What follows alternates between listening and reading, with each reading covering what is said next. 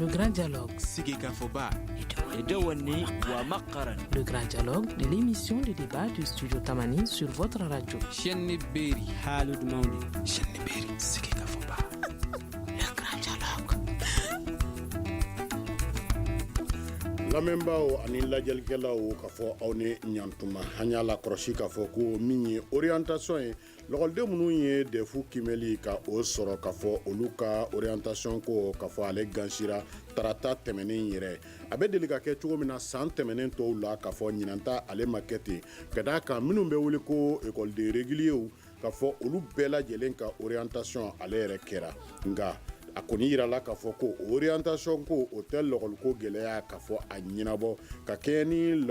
kɛnyɛrɛye lɔgɔlisow ni o ye école privée ye olu ka fɔli ye n'i ye jateminɛ kɛ olu bɛ barabila cari la hali an bɛ yɔrɔ min na o de nasira la sa k'a fɔ ni senna sumaya min donna orientation ko la yala o nana cogoya di yala kun jɔn bɛ AEPAM ni o ye kɛnyɛrɛye écoliso ninnu ye olu ka gɛrɛbuko yɛrɛ la an yɛrɛ sera nin ko ma cogo di walasa ka nin ko fɛsɛfɛsɛ an ye Bulkasum Ture wele Bulkasum e ni ɲantuma nin waati la ale ye association min bɛ école privée tɔgɔ la sa ni o ye AEPAM ye ale ye o ɲɛmaaba ye Jugamadi e ni la Jugamadi Sisogo k'a fɔ ale ye lɔgɔliden somɔgɔw k'a fɔ olu ka tɔnba ale bɛ o bureau kɔnɔna la k'a fɔ docteur Ibrahima Traoré k'a fɔ ale ye sociologue ye ale kɔni ma kɛnɛ sɔrɔ fɔlɔ ne yɛrɛ tɔgɔ Aliou Sidibe walasa ka kɛnɛ ɲɛnamaya. Le grand dialogue. Makɔnɔni ale kɛra dɔgɔkun caman a yɛrɛ bɛ ɲini ka taa kalo kelen yɛrɛ la min ye l'école fondamentale ye k'a fɔ olu ka orientation ko o bɔli makɔnɔni yɛrɛ la nka n'i ye jateminɛ kɛ ministre min ɲɛsinnen don kalanko ma u ka site kan k'a fɔ orientation in ale yɛrɛ bɛ yen studio Tamani ale ye saloli min kɛ an ka jɛ k'o lajɛ ɲɔgɔn fɛ. Ministre min ka baara ɲɛsinnen don kalanko ma ale y'a lase k'a fɔ ko l'écoleden minnu ye defo sɔrɔ maa 29 n'o bɛ tali kɛ 100 sara la 59 kan olu de bilala ka taa école secondaire privée générale la fɛn min ye foroba kalansow ye maa minnu bilala ka taa ye o bɛ taa maa 32 la o bɛ taa 100 sara la 21 na ni l'écoldenw kɔni tilali kɛra ni tabiya dɔw de ye ministre min ka baara ɲɛsinnen don kalanko ma ale ka ɲɛmɔgɔ dɔw b'o lase l'écoleden fɛn si ma san 17 sɔrɔ olu bilala ka taa lycéew de la minnu si bɛ taa san 18 na sa n'olu ka sugandili fɔlɔ bɛɛ na lycée ma olu bilala ka taa ye nka a ka ca l'écoleden 17 ye minnu si b'a daminɛ san 18 ka taa san 20 na olu de bilala ka taa enseignement technique professionnel privé la minnu bilala ka taa foroba kalansow la o bɛ taa fo maa 11 ani kɔ la fɛn bɛ tali kɛ filière agropastorale la o l'écoldenw bilala ka taa foroba kalansow la ɲina orientation ninnu kɛra walasa dɔ bɛ se ka bɔ musakako la cogo min na ɲɛmaa dɔw n'olu bɛ ministre la n'o ka baara ɲɛsinnen don kalanko ma olu y'o lase nka o bɛ n'a ta transfert o kɔni bɛ se ka kɛ nka o perepere-latigɛli bɛ kɛ ni lettre d'instruction de ye.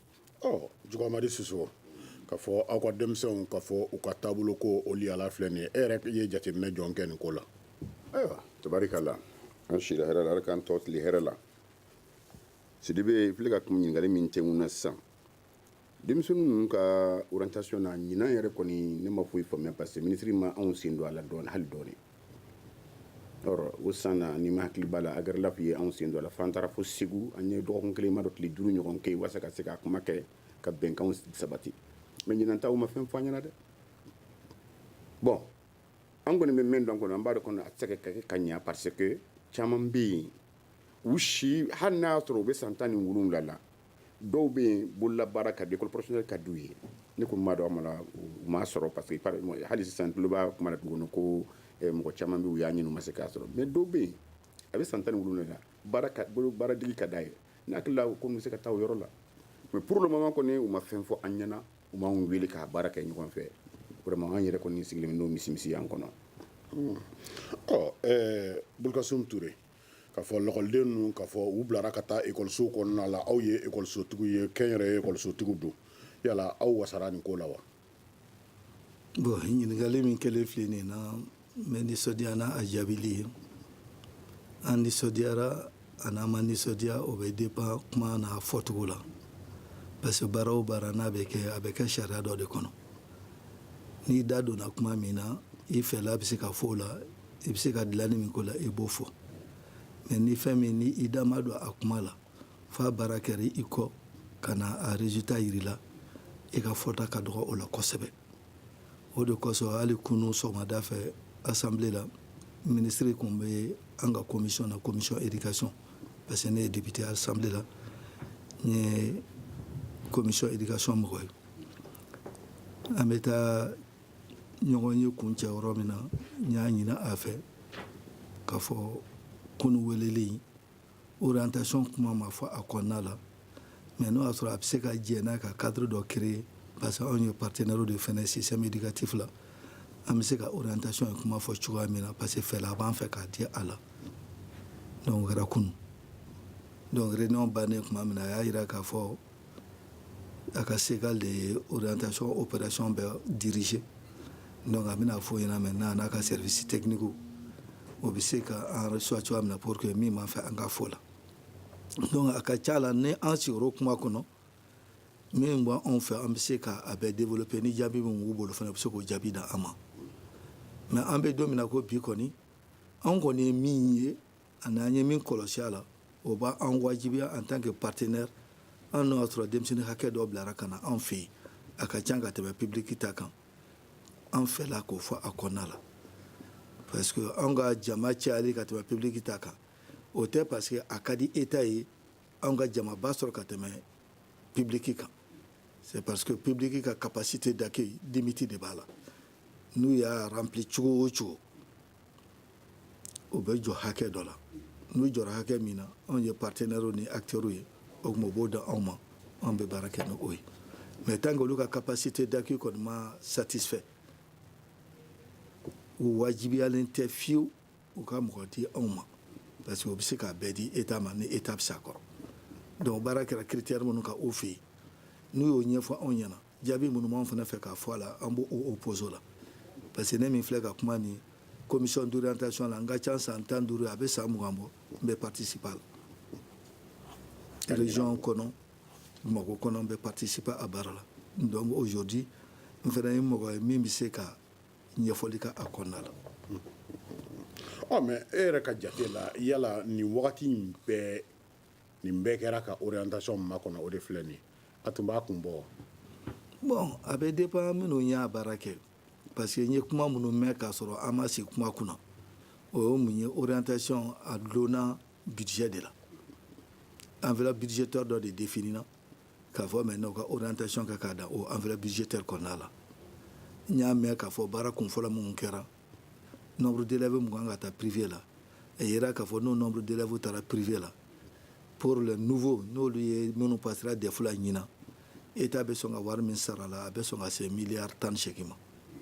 donc o ye baara kunfɔlɔ kɛ n'o ye u y'a jira k'a fɔ o ka ca k'u ka segin a kan donc u ye dɔ bɔ privé la tuguni k'a bila public la u nana n'a ye 15 miliyari la n'o ye miliyari 15 ye u nana ye fana k'o fana ka ca u ye dɔ bɔ o fana na tuguni ka segin ka na n'a ye ka na kɛ 10 o ye n ye min mɛn donc o jaabi kɔni b'olu de bolo mais n kɔni b'a dɔn kɔni orientation furadama a bɛ kɛ budget dɔ de kɔnɔna la donc o budget kɔni n'o de définira k'a fɔ ko capacité min bilara u ka disposition na k'o ye 10 milliards de ko kan ka baara k'o kɔnɔna la donc n'o de y'u poussé nin kɛli la u y'a kɛ ni fɛn min ye n'u ye ɲɛfɔli kɛ anw fana en tant que acteur o restitution y'anw ma wajibi ye k'o ɲɛfɔli kɛ ka kunnafoni di a dicogo la hali ni insuffisance minnu b'a kɔnɔ an b'o f'u ɲɛna pour que o ka corriger parce que baara ɲali de ka fisa an bɛɛ lajɛlen ma n'a tiɲɛni ye. Jugamadi aw ye lɔgɔliden somɔgɔw ye nka n'i ye nin taabolo lajɛ gɛlɛya bɛ yen. gɛlɛya bɛ yen. gɛlɛya dun a tun kan ka faamuya ka kɔn a wagati ɲɛ yala nin b'a jira k'a fɔ ko l'école ko ɲɛ ɲɛnabɔbagaw Mali kɔnɔna la k'a fɔ l'école ko tɛ u ka minɛnba kɔnɔ wa ɲinan ko bɛ ɲɛsinna kalata de ma walima l'école ko yɛrɛ jɔyɔrɔ kɛra mun ye a ko la. bon ni ko n bɛ n da don nin kuma in bɛɛ la laban bɛ don gasi la quoi n tɛ gasi fɛ n t'a fɛ ka tasuma lamɛnɛ n t'a fɛ ka tasuma finfa mais n kɔni bɛ kelen kɔni dɔn n tigɛlen b'o kan ɲɛmɔgɔ minnu b'an kunna école ko la u m'u ka baara kɛ parce que n'i ye examen kɔni boloda kɔni i bɛ examen suite fana boloda k'a lajɛ u bɛ passer cogo di u bɛ passer ni mun ye u bɛ passer ni moyen jumɛn ye wa n'u passera fana u bɛ taa yɔrɔ jumɛn mais n'aw m'o baara boloda fo k'aw ta kɛ dɔrɔn parce que campagne ko bɛ senna dɔrɔn sinna yɔrɔ tɛ ka pan u ka denmisɛnnin caman na tɛmɛ ten k'a sɔrɔ bon a ka di parents kɔni ye dɛ mais a bɛna problème min créer ɲɛfɛ est ce que a bɛ se k'o problème gérer an b'o de kɛnɛ kan bi denmisɛnnin min tɛmɛna ala dɔrɔn de b'a dɔn mais ni ne ye école somɔgɔ ni ne ko n bɛna n da don kuma la sisan n laban na kɛ mɔgɔ suguya dɔ mɔgɔ tɛna na min faamuya mais n ka olu fana ye jumɛn ye c'est que an bɛ école ɲuman de nɔfɛ c'est que an bɛ denmisɛnnin kalanenw de nɔfɛ min bɛ se k'an ka jamana ta sini Sidibe i ka jamana n'i b'a fɛ k'a ci dɔrɔn école ko bila bolo kɔfɛla la mais ne ɲɛ b'a la cogo min na ministre ni a rɔkɔrɔfɔli tɛ dɛ ni n'a ye ɲɔgɔn dɔ min na n bɛ n sago fɔ a ɲɛna ne ma d'a la ni école ko bɛ nin ka hamina ko la mais comme n'a ma ɲɔgɔn ye fɔlɔ walasa k'a kuma kɛ don la na ɲɔgɔn k'a kuma kɛ bon n bɛ kelen min fɔ président yɛrɛ ko fo ka fɛn bɛɛ axe denmisɛnninw kan mais yanni i ka taa axe denmisɛnninw kan sanfɛla la i taa axe u ka dugumala la fɔlɔ ni denmisɛnninw ma kalan dugumala la u labancogo bɛ taa kɛ cogo di sanfɛla la u bɛ taa kɛ denmisɛnnin minnu tɛ fɛn dɔn ne kɔni t'a dɔn anw ka ɲɛmɔgɔw bɛ ka min miiri an ka école ko la sisan ne m'a faamuya sisan dɛ u dun bɛɛ kalannen de don n'i taara ministère de l'éducation na bi i yɛrɛ b'a dɔn k'a fɔ i ni mɔgɔ kalannenw bɛ ɲɔgɔn na u bɛɛ y'u ka tile kɛ yan kabiri jamana in jadon kabiri indépendance la fo ka na bila bi la état y'a bɛɛ ta en charge ici état y'i jɔ n'a bɛɛ kunko ye sisan olu ka tuuru selen ko ka denmisɛnninw ta en charge olu fori ka b'a nɔ taa da privé kun privé an b'u fɔ k'u waleɲuman dɔn dɛ anw école somɔgɔw an bɛ privé fɔ k'u waleɲuman dɔn privé bɛ 75% de nos enfants de minɛ de kalan gérer est ce que ni jamana min yɛrɛ b'i miiri ni ɲɛmɔgɔ min yɛrɛ b'i miiri kan k'o minɛ bolo kɔfɛ ko ye privé de ye o aw de b'a ladila parce que mɔgɔ si tɛ se ka taa fɔ k'a ma ko bon jamana sisan k'i bɛ se i ka jamana kɔrɔ privéw de bɛ dɛmɛ kɛ privéw de b'a to an ma ni doni bɛ fo gouvernement kun gouvernement fana k'a lajɛ k'o dilan da k'a lajɛ k'a fɔ bon nin privé ninnu bɛ yen bon an ka wolomali yɛrɛ kara sa ka privé ɲumanw ɲini minnu bɛ fɛn kɛ parce que o don an bɔra Ture bɛ se k'a seri an bɔra réunion dɔ la o don ne ye salle de école-so dɔ y'an ma ko SGAF wallahi n'i y'a école-so y'an ma bon même fɛn fɛn 500 millions a donna a la mɔgɔ min bɛ taa 500 millions ta kɔni k'a investir école ko la kɔni i kan k'o partenaire suguya bonya dɛ mais ne ko maintenant e bɛ fɛn k'o ɲinɛ ma fo ka tila ka taa fɛn kɛ ka taa da o kelen kɔrɔla la anw bɛ mun f'i ye somɔgɔw bɛ mun f'i ye anw tɛ denmisɛnnin bɔ denmisɛnnin na dɛ wa n bɛ n ka kuma in fɔli ye n tɛ politique mɔgɔ ye n tɛ politique la n tɛ politique fɛ parce que pourquoi fɛn o fɛn n'a tun tɛ se ka fɔ ne dugumadi t'a la état bɛ ka min kɛ nin ye wallahi ne kɔni bolo wala n tɛ se ka n da ka miiri k'a fɔ ko bon ko an ka état an ka ɲɛmɔgɔw kalankɛ ko ɲɛmɔgɔw olu bɛ se ka anw ka kalanko minɛ nin boloda la mun sera anw ma mun binna anw kan de mɛtiriw tun bɛ bɔ anw de bɔra ka taa Côte d'Ivoire mɛtiriw tun bɛ bɔ anw de bɔra ka taa Gabon mais mun kɛra bi mun ɲangata y'an sɔrɔ de an tɛ jateminɛ k'an kɔfilɛ dɔɔni mɔgɔ tɛ kɔjan tigɛ ni mi kɔfilɛ dɛ mais ɲɛ b'a la cogo min na nin t'a taabolo ye o tuma an ka sigi an kɔfɛ hali bi an ka jateminɛ k'a la orientation an ma ba ma denmisɛnninw ka passé n'u k'a lajɛ u bɛ taa yɔrɔ min na ka au moins u ka taa yɔrɔ ɲɛnama dɔ la sɔrɔ tɛ se ka bonya ekɔlidenw ma sa kalan ma sa hali ni budget in bɛɛ bɛ taa ekɔli ko la u k'a t'a la denmisɛnninw ka kɛ kalanbaga ye au moins dans 20 ans an k'a sɔrɔ mana bon olu bɛ se ka fɛn dɔ ɲini ka don jamana in kɔnɔ n bɛ se ka min f'i ye furulamaw o y'o ye. Bolokasum e kɔni e ye lɔgɔlisotigi ye i yɛrɛ y'a yira sisan i ye politiki mɔgɔ ye o b'a yira k'a fɔ min ye jamana maracogo ye k'a fɔ i yɛrɛ bɛ caman kalama a ko la yala école ko in donni don marakɛbaaw kun bi wa. école ye donni ye bi u bolo b'a kɔrɔ ɲɛmɔgɔw kan parce que kunu tiɲɛ ani bi tiɲɛ o tɛ kelen Mali b'a ka indépendance ta tuma min na fo ka taa se 68 ma an ka population ma se 5 millions ma mais aujourd'hui an ka population ça fera les 20 millions. Ensuite, admission des fous là, 100 ou 100, caman de bɛ fara kan. Ça là, comme 11 000 là, 111 000 là, mais il y en a 150 000 là. Donc, dɔ de bɛ fara kan. Donc, n'o kɛra maintenant, projection de kan ka kɛ. O projection fana, État réfléchir o la k'o service yɛrɛ créer, parce que o b'an yɛrɛ fɛ hali ministère de l'éducation kɔnɔ, o ka baara ye planification de. Planification kun y'o de ye. Mais o bɛ baara classique min na bi ka d'u ma n'o ye orientation o t'u ka mission ye o ka mission yɛrɛ tɛ o ye o ka mission ye planification de hali ni y'u ka mission ta ka éléments bɛɛ ta ka développer e tɛ orientation ye a kɔnɔ bon tant que planification ɲuman ma kɛ gestion ɲuman tɛ kɛ baara kɔnɔna la parce que capacité d'accueil o kan ka dɔn effectif restant o kan ka dɔn effectif orientable o kan ka dɔn mais nin bɛɛ problème ye mun ye nin bɛɛ ye parce que an ka constitution ye fɛn dɔ de sigi n'o ye gratuité ye école la mais o constitution kelen taara k'a fɔ tuguni ko école ko kuma la ko état da kan ka don a la ko privé da kan ka don a la donc privé bɛ constitution kɔnɔ parce que a nana ye k'a fɔ nin baara in a tɛ se ka kɛ fankelen baara ye o bɔlen kɔnɔ assemblée la tuguni an ye loi yɛrɛ dɔ voté fana partenariat public privé o bɔlen kɔfɛ kɔnɔ diɲɛ yɛrɛ kɔnɔna la ODD cadre kɔnɔna la jamana fɛn fɛn y'a signé olu bɛɛ tilara ka objectif dɔw fixé pour l'horizon 2030 n'i y'o 4e axe ta qui parle de l'éducation accès b'o la équité b'o la financement b'o la donc n'i y'o jateminɛ i b'a dɔn ko accès la mɔgɔ kan ka don école la a kan ka taa cogo di sira jumɛn fɛ o b'o kɔnɔna la équité ye mun ye pour que discrimination kana k'a kɔnɔna la baara ka kɛ ka dafa bon financement ye mun ye bɛɛ k'i jɔ i ka jɔyɔrɔ la anw ye privé ye min tun bɛ fɔ fɔlɔ-fɔlɔ école privé o bɛ villaw de kɔnɔ o bɛ conteneurs de kɔnɔ o bɛ ta o bɛ ta o bɛ ta mais à la date d'aujourd'hui privé min b'a ka propre site kan k'a fɔ k'a y'a san k'a jɔ k'a kɛ école a tɛ se ka kɛ dɔwɛrɛ ni école ye bi n'i ko k'o b'a dan Mali kɔnɔ ka taa maternelle la ka taa supérieur la a ka ca école so ba kelen bon n'i y'a investissement fɛn fɛn kelen-kelen jate minɛ a dɛsɛlen ye 300 millions ye o ye financement de ye ça c'est l'accompagnement du privé pour financer le système éducatif bon baara min bɛ ten cogoya la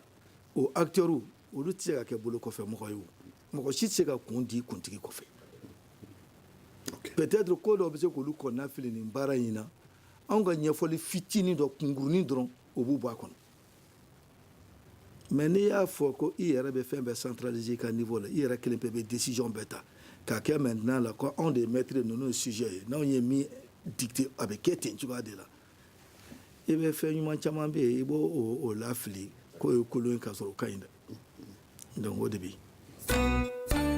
Vous écoutez Studio Tamani, votre avis nous intéresse. Écrivez vos commentaires et suggestions sur la page Facebook et dialoguez avec nous. Studio Tamani, c'est aussi les réseaux sociaux.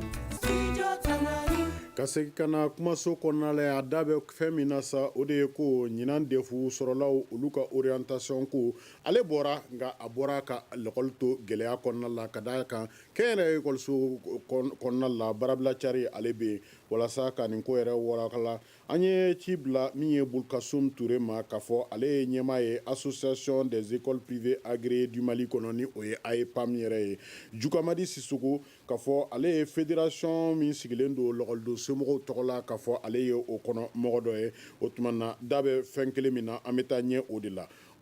Bulkasum ni an ye jateminɛ kɛ ko ɲinan ta a orientation ko dulonna budget ko la yala ka orientation dulon budget la Mali bilama la yala o bɛ bɛn Mali ka taabolo ma wa? N ye kuma daminɛ ni min ye o de y'o ye parce que constitution de bɛ fɛn dɔ imposer état kan n'o y'a sɔrɔ souplesse dɔ tun bɛ constitution kɔnɔ donc k'a fɔ sisan école kɔni ye faso kungo de jamana si tɛ se ka développer n'o y'a sɔrɔ i ma formation ɲuman kɛ instruction ɲuman kɛ i ka jamana kɔnɔ parce que service damadɔ bɛ yen olu tɛ service d'assiette fiscale ye olu tɛ wari ladon jamana kɔnɔ mais n'o kelen-kelen fɛn fɛn ma ɲa jamana tɛ ɲa o bɛ daminɛ école la ka tila ka na kɛnɛya fara o kan ka na armée fara o kan olu tɛ wari ladon mais olu bɛ entretenu de parce que jamana ka souveraineté b'olu bolo bon o yɔrɔ kosɔn maintenant la an bɛ jamana min kɔnɔ an fɛnɛ ni jamana wɛrɛw don décision dɔw bɛ ta a b'an bila condition dɔw la disposition dɔw kɔnɔ an tɛ se k'an yɛrɛ bɔ minnu na parce que Mali donna mode programme kɔnɔ mode programme budgétaire o kɔrɔ de ye k'a fɔ maintenant chef de programme bɛ yen définition bɛ yen min kan ka kɛ min kan ka kɛ chef de programme bɛɛ b'a ka programme développé ka tila ka a coût évalué etc o de bɛ fara ɲɔgɔn kan o mode programme kɔnɔna la ni budget ye min kale n'o votera assemblée fɛ dɔrɔn k'a fɔ kɔni ko o dɛsɛra ko dɔ bɛ ɲini ka fara o kan foyi tɛ ɲini ka fara o kan o kɔni dɛsɛra planification kɛra k'a da hakɛ min ma simulation kɛra k'a da hakɛ min ma a bɛ gérer o enveloppe de kɔnɔna la programme bɛɛ bɛ caler o de la donc au mode programme de nana ni planification o bolo peut-être école charge taliko la anw bɛ se ka nin hakɛ de di pour que ka se ka denw ta mais ne nin hakɛ bɛ se ka di pour que ka denmisɛnninw ta ne nin hakɛ t'a bɔ an kan ka disposition jumɛn ta maintenant la pour que ka fana o kunbɛn o fana kan ka fɔ dɛ. o tuma na danfara bɛna don denmisɛnninw ni ɲɔgɔn cɛ o la jamana donc kelen o ye kɔnɔ wajibi ye donc c'est pour dire que même les pays les plus dogmatiques minnu ni moyen b'u ye hali ka tɛmɛ o kan a kɛra Russie jamana ye a kɛra chinois jamana ye et cetera privé b'olu fana fɛ yen o an ka sous-région in kɔnɔna la privé b'o bɛɛ fɛ yen mais an ka privé bɛ gérer la cogoya min na est-ce que ani tɔw ta bɛ gérer la cogoya kelen na wa fango de don an ka constitution a bɛ mun fɔ maintenant école ko kan est-ce que jamana tɔw fana t'a ka constitution bɔ o de fɔ wa et cetera il faut que on évolue qu'on change pour que baaraw bɛ se ka ɲɛ cogoya min na mɔgɔ si tɛ se ka i den bila ka taa école la k'a bila i kun na dɔrɔn n y'a bila ka taa école la a tɔ tɛ ne ɲɛ sira la kalan t'o fɛn ye n'i den kɔni bila ka taa école la a ka suivi a n'a ka encadrement a n'a ka sécurisation o y'i ma wajibi. tabarikala i ni ce Jugamadi Sisoko komi a ko bɛ nin cogoya la yala maa bɛ se ka sigi ni mun ye nin na sisan orientation kɔni kɛra ka ban. ça fait anw yɛrɛ kɔni tiɲɛ yɛrɛ la ekɔliden somɔgɔw bi an jigi tigɛra kosɛbɛ parce que pourquoi u bɛ ka fɛn fɛn fɔ nin ye organisation de ma dɔ objectif ma de développement durable b'a fɔ ma ko école ye fu ye mais anw ɲɛ b'a la Mali la école tɛ fu ye dɛ école modèle fila de b'anw bara yan fantanw ka école ni faamaw ka école o tile k'a fɔ aw ɲɛna n'i taara Corée Horizon na bi o sansara ye miliyɔn ye o tiɲɛ b'an nkalon n'i taara an ka quartier misɛnninw na bi Dawudabugu Burkasumbugu Sesibugu i b'a sɔrɔ hali 250 mɔgɔ tɛ se k'a sara mais a y'a to mɔgɔw ka se a ye mɔgɔw organiser pour a sarali ka don ba la denmisɛnninw k'a nafa sɔrɔ nin réparti nin orientation min filɛ nin ye tiɲɛ na a m'anw jigi fa an jiginn'u la kosɛbɛ mais hali bi u k'a lajɛ n'a bɛ se ka labɛn cogo min na u k'a labɛn ten an bɛ AEPAM mɔgɔw vraiment u y'u seko kɛ n'i y'a ye école ko yɛrɛ taara nin bolo kan sisan n'i y'a ye hali mankan wɛrɛ ma bɔ a la c'est parce que ninnu hali u y'u bolo tintin yɔrɔ dɔ kan walasa mankan kana bɔ a la denmisɛnninw bɔra o don mɔgɔw t'a faamuya o a ye n bɔra o don a ye n bɔra mun kama a ye n bɔra de parce que an b'a la u terikɛw minnu n'u tɔɲɔgɔn minnu bɛ école privée la olu ma dayɛlɛ hali bi n'a fɔra ko nin y'a kalo kelen ye pratiquement a t'o bɔ Touré a t'i ŋana kalo kelen bɔ wa ni kalo kelen bɔ denmisɛnninw ka temps d'étude la ni kalo kelen bɔ denmisɛnninw ka temps d'étude la a tɔ tora jumɛn ye an bɛ tila ka di denmisɛnninw na ko parce que u bɔra tan bon maintenant an yɛrɛ b'a k'u bɔli yɛrɛ labɛn wasu ka bɔ an bɛ se ka mun faamuya o la kalo kelen tɛ gansan ye denmisɛnninw ka kalanko la dɛ u k'a jateminɛ voilà. tabarikala orientation nu an y'a mɛn sisan olu kɔni u bɔra kabini tarata tɛmɛnen nka a yirala école privée mɔgɔw yɛrɛ fɛ k'a fɔ ko école ko gɛlɛya k'a fɔ ale ma ban ka d'a kan école privée olu bɛ grève la k'a fɔ kalo kelen jalen nin ye tegu o tuma na Burkasum Touré an bɛ yɔrɔ jɔ na aw ka grève ko yɛrɛ ale ta fanfɛyɔrɔ la mun sɔrɔla mun ma sɔrɔ yala an bɛ se ka mun faamu sisan ka sigi ni o ye. bon grève ko in kɔni ye mot dɔ ye ni baarabila kɛra sira o sira fɛ a bɛ fɔ ko an bɛ grève la sinon an yɛrɛ privé mɔgɔw bolo an tɛ grève la o pourquoi an tɛ grève la parce que an administration mɔgɔw bɛ yen u bɛ baara la ni parents nana u bɛ ɲɛfɔli kɛ ni denmuso nana u bɛ ɲɛfɔli kɛ n'u mago bɛ document administratif min na n'u y'olu fɔ u b'olu remplir ka d'u ma ni académie ni direction nationale ye a demandé u ka rapport ni fɛn minnu kɛ u b'olu ci an bɛ min na o ye kalan de daminɛli ye an ka problème o de nɔfɛ an ko an tɛ se ka kalan de daminɛ ɲinan an bɛ situation min kɔnɔ n'o y'an ka wari sarabaliya ye donc o situation ni préalable de b'a la n'i ko k'i bɛ école ta condition dɔw bɛ yen f'i k'olu remplir n'i ma se k'olu condition remplir dɔrɔn a bila i kunna k'a fɔ ko rentrée tɛ i fɛ yen san kura kɔni na kɔni ni denmisɛnninw kɔni nana u bɛna sɔrɔ e kɔni i ka yɔrɔ bɛɛ furan k'a bɛɛ ko k'a jɔsi k'a ɲa pour rendre propre accueillant le cadre d'apprentissage ni se b'i ye yɛrɛ i bɛ peinture kura yɛrɛ k'a la denmisɛnninw ka nisɔndiya n'a ye san tɛmɛnen na denmisɛnninw ye tableau ba minnu utiliser i b'a sɔrɔ tableau dɔw kari-kari la o tableau minnu kari-karila maintenant o tableau ban ninnu n'i bɛ se ka minnu réparer i b'olu réparer n'i tɛ se k'olu réparer i bɛ tableau ban kuraw de dilan k'a kɛ ka olu remplacer o bɔlen kɔfɛ tableau utilisera pendant 9 mois de cours o tableau ninnu fana a ka kan fana o tableau n'i dɛsɛra kɔni au moins ka vernis couche kelen ka a kan pour que vraiment a bɛ se ka utiliser ancienw fɛ cogoya min na o bɔlen kɔfɛ a la mɔgɔw de ye an accompagner san kuru bɛɛ parce que an bɛ année préfinancée de l'année scolaire est à cheval sur l'année budgétaire budget bɛ voté ka bɛn ni le 31 ye a exécution bɛ daminɛ janvier mais école bɛ ta octobre donc pendant 3 mois o bɛ yen donc fourniture minnu bɛ di cahier minnu bɛ di ani fɛn o fɛn bɛ di anw de b'a bɛɛ di an dun b'a di ni moyen jumɛn ye fournisseur minnu b'an bolo sugu kɔnɔ an b'a juru ta olu fɛ n'an ka wari sarala an b'u ka wari sara o bɔlen kɔfɛ la an bɛ taa juru ta banques fana la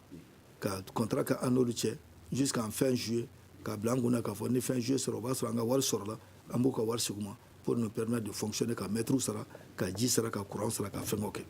donc o situation fana bɛ yen olu ma satisfait école karamɔgɔ minnu b'an bolo école karamɔgɔ école dɔw la i b'a sɔrɔ u bɛ kalo 2 kalo 3 la u ma école bilara u ma sara san kura bɛna daminɛ i tɛ se k'a fɔ o école karamɔgɔw ma olu kana kalan daminɛ k'a sɔrɔ o 3 mois ni 2 mois a yɛrɛ min bɛ yen i ma se k'o sara bon école so minnu bɛ yen n'olu bɛ location na contrat minnu b'a kɛ an bɛ contrat kɛ annuel de n'an ka wari sara an b'u ka san wari bɛɛ sara san kelen wari sara an t'a sara kalo kalo parce que an tɛ se k'o sara parce que arrêté interministériel min b'anw ni état cɛ an ka wari sarali la o arrêté ko état kan k'an ka wari kunfɔlɔ sara dans la première semaine du mois de mars a kan k'an ka wari kun filanan sara dans la deuxième semaine du mois de mai mais an bɛ san kuru bɛɛ kɛ état t'an ka wari sara donc o la i b'a sɔrɔ i bɛ location na yɔrɔ min na n'i ma contrat k'i n'o tigi cɛ k'a fɔ ko ni san banna i b'a ka wari sara o kɔrɔ de k'a b'a fɔ k'a bɛ expulser en pleine année scolaire donc n'o dun kɛra o mankan tan tɛ bon mɔgɔ min y'i sigi ka san kelen kɔnɔ a ka wari ma sara n'o tilara ka ye san kura la tuguni k'i ye baara daminɛ a ka yɔrɔ kɔnɔ i m'a ka wari sara a b'a fɔ n'i y'a ye e ye baara daminɛ c'est que e ka wari sɔrɔla de donc n'e t'a sɔrɔla ne fana bɛ balo ta de la o tuma n'e ma ne ta di ne ma ne fana tɛ sɔn i ka a daminɛ donc o ye expulsion de donc ça c'est des préalables an ko bi an tɛ prédisposition de la min bɛ se k'an permet an ka se ka décollage pédagogique donc o grève de b'anw fɛ yen bi an y'o daminɛ depuis le 2 octobre le 1er octobre fo ka na bila bi la an b'o situation de la nka an ye a mɛn k'a fɔ ko aw ka miliyari 35 cɛla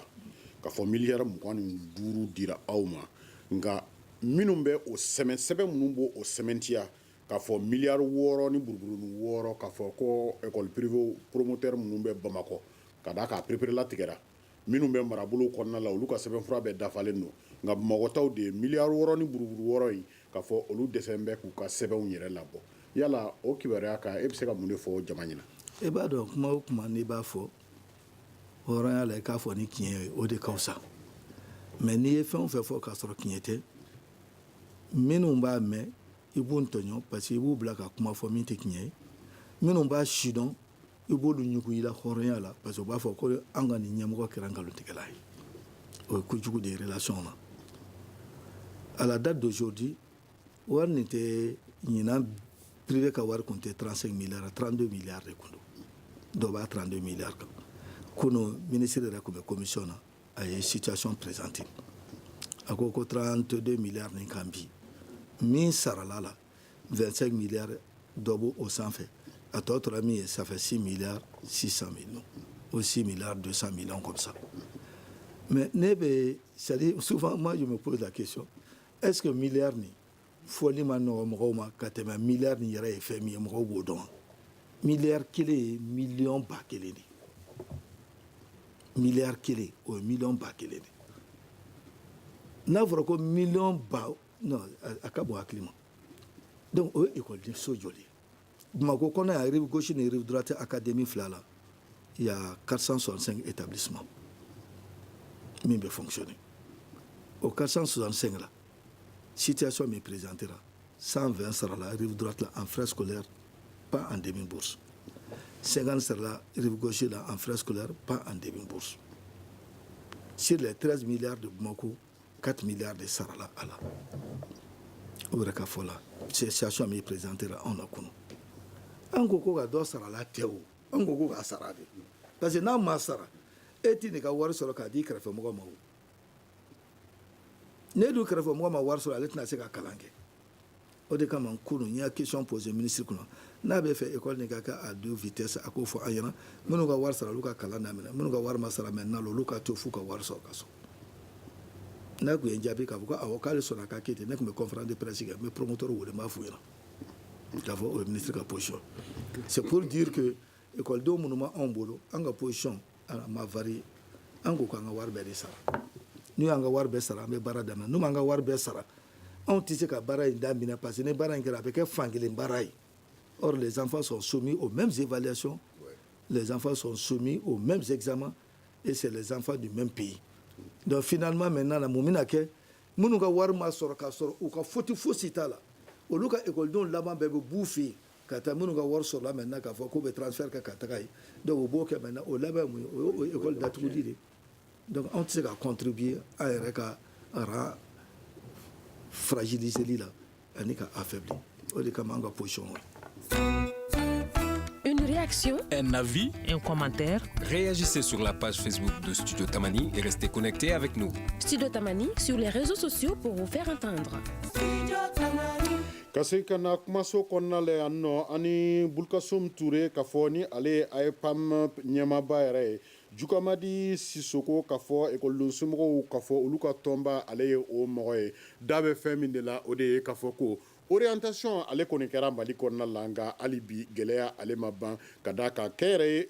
ekɔlisow k'a fɔ olu bɛ baarabila cari la o tuma na jukamadi a yera k'a fɔ ko gɛlɛya bɛ yen ka da kan i mana nɛgɛ ta gangala i y'a bila gangala lɔgɔliden dɔw bɛ bila ka taga jamana fɛ ni kɛn yɛrɛ ye lɔgɔlisow kɔnɔna la nka dɔw yɛrɛ kɛlen dɔ ka u yɛrɛ cogoya sɛbɛnɛ ka fara o kan n'i ye jateminɛ kɛ lɔgɔliden dɔw bɛ yen olu kan ka kimɛli kɛ san laban na kalo kelen yɛrɛ mumɛ bilara ka ban o sen tɛna kɛ k'a fɔ tile 15 lafiɲɛbɔ min bɛna kɛ yala lɔgɔliden kɛrɛnkɛrɛnnen ninnu olu ka hakɛ bɛ se ka kumabɔ cogo di aw yɛrɛ ka jate la bon ça fait kuma in ka gɛlɛn dɔɔni mais a ka nɔgɔn fana an bɛɛ de jɛlen bɛ jamana kelen na a ye pam olu nana ka na baara nɔgɔya an bolo ne y'a sɔrɔ an b'an miiri yɛrɛ tiɲɛ na k'a fɔ ko ninnu nafa b'u la an kan ka fɛɛrɛ kɛ de walasa ka circuit bɛɛ de labɛn walasa ka fɛn bɛɛ de bɛɛ ka se ka kumakan kelen fɔ walasa denmisɛnninw ka se ka école kɛ e bɛ ka min fɔ nin ye bɛɛ sigilen ɲɛ b'a la n'a fɔra ko wari tɛ bi ko hali denmisɛnninw ka école ko ɲɛsigi an y'an ta kɛ ɲinsɔn ni jugusɔn ye yan élection wagati la bi an bɛ nafa min na ko dɔrɔmɛ kelen tɛ yen walasa k'a don école ko la a bɛ ne la siran dɔɔni mais hali bi u k'a jɛ k'a lajɛ olu ɲɛmɔgɔ tɔ fɛn fɛn filɛ nin ye u bɛɛ ye kalan kɛ état in ka charge de la u bɛɛ kɛra fɛn ye état in ka charge de la u man k'o kumaneya tɔ ninnu ma n'u bɛ se fɛn fɛn na u k'o kɛ walasa wari ka se ka di ninnu ma u k'a kɛ parce que ne bɛ kelen fɔ n'i y'a ye mankan yɛrɛ caman bɛ yen u bɛ ka kuma min fɔ dugu na an tulo b'a la ko école privée mɔgɔ ninnu k'u ye wari fɛngɛ fu de monter ka na n'a ye k'a donna ta bɔra ten o fɔ tuma de ye sisan ye aw n'u jɛra ka baara kɛ ɲɔgɔn fɛ ka baara daminɛ tuma bi de a bɛna jamana ko bɔn ko ninnu ka laɲini ko yɔrɔ dɔ bɛ k'a gonflelen don yɔrɔ dɔ bɛ a bɛ taa vous parlez on nous fait douter de ce que les privés ont mis comme gérance mais anw ka problème t'o ye o aw de kan k'o baara kɛ n'u ye parce que n bɛna kelen de fɔ mɔgɔw k'a faamuya quoi ni privé ninnu yɛrɛ caman filɛ nin ye u caman ka mɔgɔw tun bɛ an la fɛn département u y'u janfa de u y'an janfa u ye bɛɛ de janfa parce que pourquoi ni a tɛ bɛn privé a ye privé lajɛ k'a sugandi minnu ye financement k'u ka école la min ye école ɲumanw jɔ min bɛ baara ɲuman kɛ la a y'olu ta a k'olu ladiya a k'olu dɛmɛ privé kan ka dɛmɛ u kan ka dɛmɛ cogo di même pour avoir des crédits ou des prêts ou des crédits auprès des banques kan k'o kɛ u kan k'u dɛmɛ même pour pouvoir faire c'est-à-dire que dans tous les sens quoi mais état il se donne qu'il bloque la das ko bon maintenant je n'ai pas le moyen mais école publique dans la effectivement public dɔw bɛ yen moi je suis le président du lycée Mambi mais lycée Mambi la waati la classe bɛ yen n'a fermé la ka taa ni 12 ye mais aw y'o ko tuma la parce que aw ka sɔrɔ tun b'o u ka sɔrɔ tun b'o tuma la olu de privé u dɛmɛ Mais maintenant, ce n'est pas le moment de les lâcher. Donc, nous faisons halb ça, engagé ka fara ɲɔgɔn kan pour que denmisɛn ninnu ka se ka wariw sɔrɔ u ka baara kɛ u ka kɛ ala yɛrɛ de kama ko kama dɔrɔn an denw kama dɔrɔn walasa ka se ka an denw ka kɛ ka se ka k'u ye. Bulkasum ni waati kɔnɔna la Mali lɔkɔliso ko k'a fɔ san o san degelen don ni fɛn kelen la aw y'a yira orientation bɔra an ka gɛlɛya ma ban ka d'a kan aw ka baarabila cari bɛ yen nka dɛngɛnɛya bɛ aw fɛ ko hali ni aw ka nin ko yɛrɛ fɛnɛ ɲɛnabɔra ko aw mana kalan daminɛ k'a fɔ san bɛ se ka kuma bɔ wa. n bɛ fɛ ka min fɔ ɲinan de dama tɛmɛna sinon anw delilen don retard la paiement na parce que n ye arrêté interministériel min fɔ a ka ca san 10 ni kɔ ye a ma de k'a respecter mais état kɔni tun bɛ effort kɛ cogoya bɛɛ la avant septembre école privée ka sara ni mɔgɔ min tun b'a sara o kɔnɔna la c'est que o promoteur yɛrɛ de ma ka document monter ka ɲa parce que dɔw bɛ don école ko la o tɛ école ko ɲɛdɔn dɔw ɲɛna dɔrɔn ni élève dir'i ma dɔrɔn n'a mɛnna k'a fɔ ko paiement daminɛna dɔrɔn i bɛ taa trésor la u b'a d'i ma olu de tun t'a ɲɛdɔn sinon papier ko kuma min bɛ fɔ la nin k'a fɔ k'anw bannen don ka justificatif ni fɛnw di ko de kama paiement ma kɛ c'est un faux procès parce que n'i bɛ kuma o kuma fɔ i k'a fɔ tiɲɛ kan o de bɛ laban an ni AGRLAF sigira ka kuma dɔ fɔ o y'a sɔrɔ yanna ale de ka sigi ministre fɛn fɛn kɔnna ɲɛ an n'olu bɛ y'a kuma fɔ an ko an ka mode de paiement bɛ kɛ cogoya min na Mali kɔnɔ ani sous région si ta tɛ kelen ça fait qu'aujourd'hui on pénalise là suffisamment et ça fait que l'État tisse qu'à arrêter interministériel respecté. Aya on bosse circuit kono. Aya on bosse circuit kono tu connais autre mais n'a une décision de maintien signée officiellement. L'arrêté est là, ça fixe le coût de formation. War mi kanga sera au bodo. Aka structure B, aka technicien B, aka financier B. Ayo lubla o lukani mbara inke avec la direction régionale du budget, la direction nationale du budget, le trésor national et avec le ministère de l'économie et des finances. Dans tous les pays de la sous-région, avec Ténène. Promoteur de Wole de Kafé, il y a virement qui est ibn Kamanda Kopita, il y a archive Kama. Maintenant, aye état scanné, aye a infiltré comme Gora Farakaon, au Ténibolo Balayo. Et Dieu merci, Agne Kuma Mifone AGRLAF Sonama, Alaï Knya di Ama, au Choudme. O y'a sɔrɔ état minnu tun bɛ yen kɔrɔlen pour les anciens élèves ani kura minnu nana u y'o simulation min kɛ u taalen Segu k'a fɔ k'u bɛ t'o baara kɛ don min na pour que ka décision de maintien laban ye signé u y'a sɔrɔ k'a fɔ document fɔlɔ min b'u bolo o bɛ taa jusqu'à 41 milliards mais olu ye baara min kɛ atelier min kɛ Segu document in k'a traité k'a ban ka doublon ni triplon minnu bɛ yen ani minnu bɛ épuisement de scolarité la n'olu b'a kɔnɔna la ani minnu ka numéro matricule erroné len don n'u y'o bɔ a kɔnɔ pewu parce que AGRLAF ye logiciel dɔ de installé n'i y'a cliqué dɔrɔn ka référence don dɔrɔn n'a tigi bɛ école 5 la a 5 bɛɛ bɛ bɔ o tuma a ka responsabilité bɛ se a bɛ écraser tɔ fɛ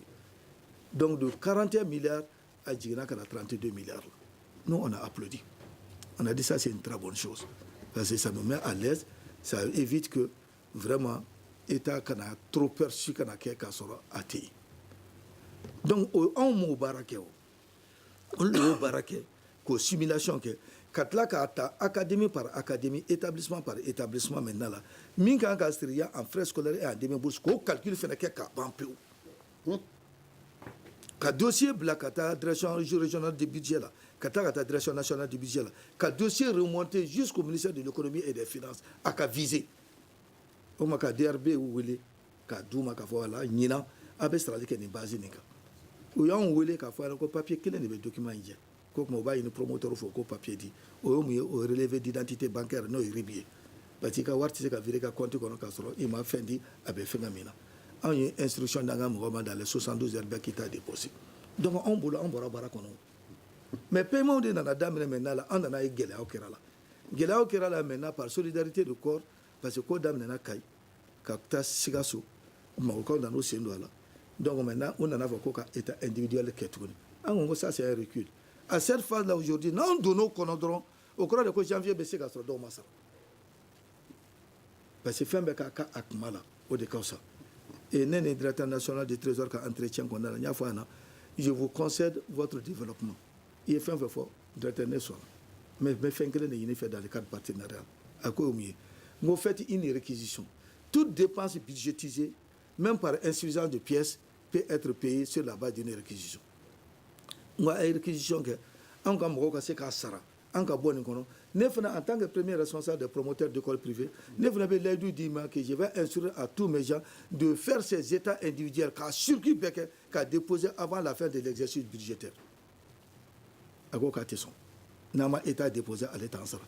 ne ko maintenant la o kuma o ye position min dawara bɛ don kuma la mais premier ministre y'an wele don min na k'a fɔ ko ka arbitrage ka ani ministère de l'économie et des finances ni éducation cɛ ça s'est fait le 28 septembre entre la primature là an donna ka explication bɛɛ di u yɛrɛ y'a ye k'a fɔ dans le développement u bɛ fɛn o fɛn ɲini an fɛ an y'a bɛɛ satisfait u ye fɛn ɲini an fɛ minnu t'anw ka devoir ye an ye sira d'u ma fana k'u bila n'o ye la production du service fait e tɛ se ka kɛ prestataire ye ka tila k'i ka service fait justifié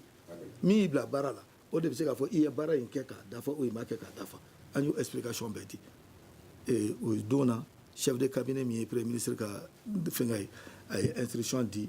directrice adjointe du trésor ma ce soir allez-y faire la finalisation de ce document là au niveau du ministère du trésor national a ka nin an ka bɔ nin ko kɔnɔna na an taara tuguni o tilara ka na fɔ ko ka état kɛ